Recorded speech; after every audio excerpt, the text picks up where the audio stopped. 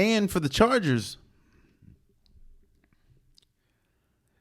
that game kind of put me back in my place.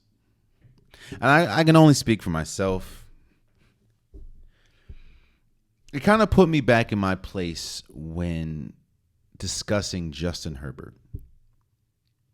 You see, I was one of those people that was ready to anoint Justin Herbert as one of the best quarterbacks in the league. Hell, I was one of those people that had no problem ranking him top 5. But I wasn't ranking him top 5 because of what he's done. I was ranking him top 5, and I think he's one of the only quarterbacks that we do in the league, ranking him because of his talent and because of his ceiling that he has not hit yet. I don't think there's any quarterback in the league that we rank him by potential as much as Justin Herbert. Now, yes, I like Justin Herbert. Oregon product. I like Justin Herbert. And it's not just on Justin Herbert as to why the Chargers gave up the second, Chargers were on the other end of the winning side after having a 27-0 lead or a 27-point head start, pretty much. But it put me back in my place, and it reminded me that Justin Herbert hasn't done anything. Yes, he's had some great throws. Yes, he's had some incredible moments. But Justin Herbert hasn't done anything for me to say or to justify why I'd put him in a top 5. Excuse me. He hasn't done anything. You can say Trevor Lawrence has done something. We just saw him do something against Justin Herbert. So I wouldn't be upset if you put Trevor Lawrence in your top 5. I get it. And what we've seen this year. But Trevor Lawrence has more playoff wins than Justin Herbert. And while I'm not calling Justin Herbert trash, I need to wait to see him do something in the playoffs. And again, it's not just Justin Herbert. I mean, Justin Herbert, 25 for 43, 273 yards, 1 touchdown. It's not just him. In fact, he shouldn't have the biggest problem, or he shouldn't have the most credit for this loss. He shouldn't, or the most blame for this loss. But if you are the quarterback that a lot of people are touting you to be, there's no reason how you lose this game. None. Even if the defense isn't. There's been multiple times where Patrick Mahomes has had to carry the team because the defense just hasn't showed up. There's been multiple times when Josh Allen has had to carry the team because the defense hasn't showed up. There's been multiple times where Joe Burrow has had to carry the team because the defense hasn't shown up. There's been multiple times where Lamar Jackson had to carry the team because the defense hasn't showed up. So when you're up 27 points, it's not just you have to come big. You have to come. Whoa.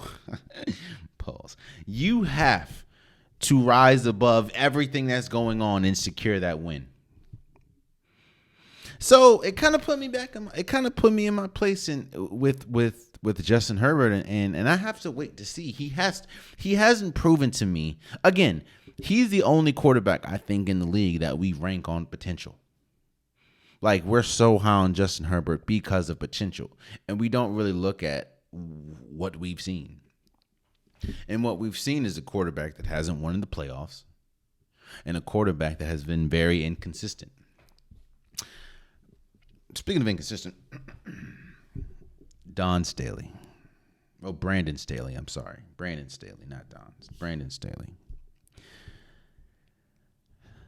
I know now that Brandon Staley is likely going to retain his job. But when you give up a 27-point lead in the playoffs, pretty much in the second half. Okay, in the second half, you give up a 20-point lead, but ultimately you give up a 27-point lead. And I think you only have 13 rushes from Austin Eckler for 35 yards. That's a problem. You see, being up 27 points allows you to do things that you just wouldn't. It allows you to change your game plan a little bit. Your game plan can then be, hey, let's run a little bit more. So let's milk some of this clock. We also have one of the best running backs in the league in Austin Eckler. Let's run some of this clock. That didn't happen. For some reason, they kept passing the ball. Kept passing the ball, by the way, when your second best wide receiver in Mike Williams has a fractured back. Because you played him in a meaningless game and he got hurt.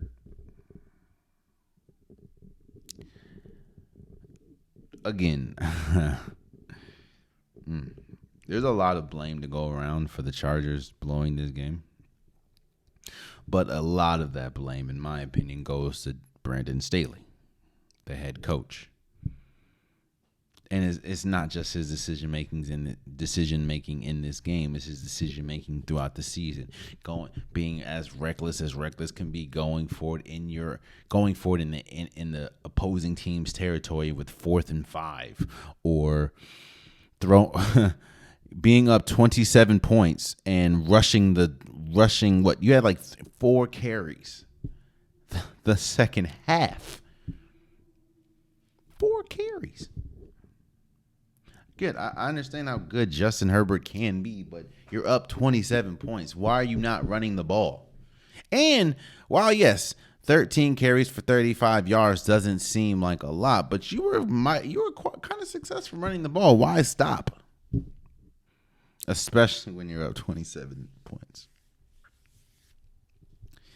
So, again, I understand he's not going to lose his job or whatever, but I'm also confused as to why not. Oh, man, you stayed to the end of the video. I appreciate you. If you like what you saw, be sure to hit that subscribe button so you'll never miss any content from your boy.